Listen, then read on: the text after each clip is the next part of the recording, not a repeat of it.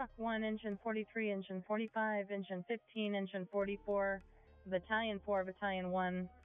Structure fire. To be a sofa on fire in the living room. So it seemed like a very normal night, like any other night, and we all went to bed. We did have a fire that night, and my husband checked it, as he does every time we have fires a lot. We really enjoy it. He closed off the screen and moved things out of the way.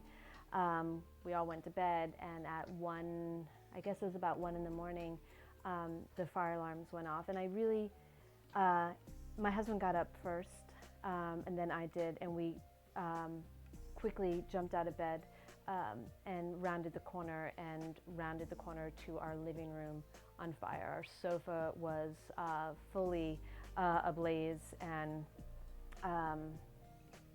immediately we started saying, "Call 911." I started yelling at him to call 911, and he had his cell phone on him, which he keeps next to the bed, and he called 911.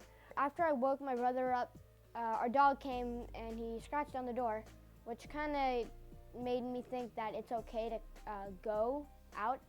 So me and Max opened up the door and we ran out. I couldn't see much, and I was coughing a lot, but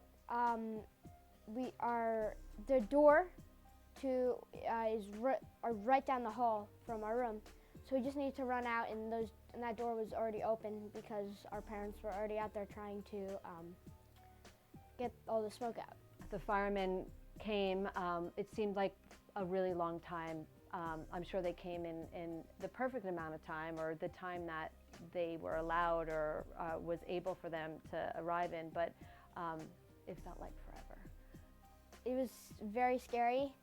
I thought that we could have lost our house, and that one of us would be very badly injured. I was assuming the worst. I didn't really know what was going on.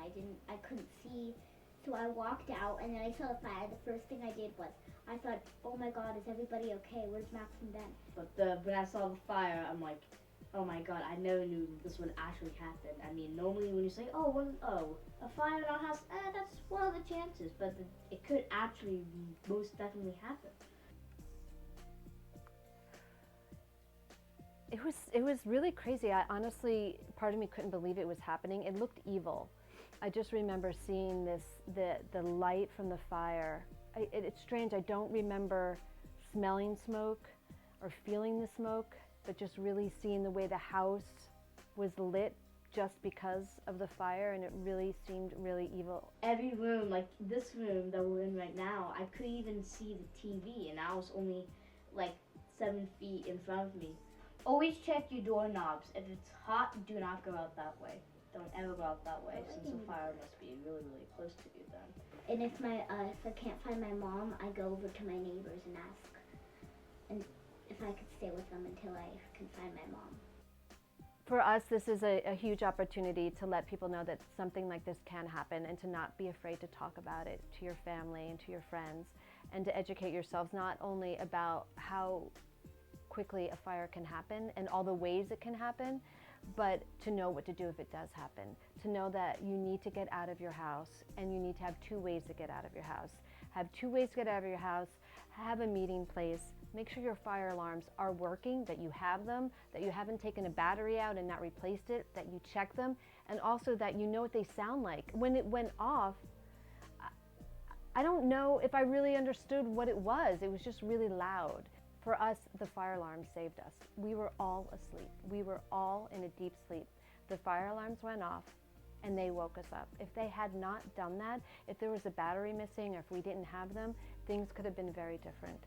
So we really want to use this opportunity to tell people, to tell parents, and to have kids not to be afraid to talk about it, but to know that it can happen and to be prepared.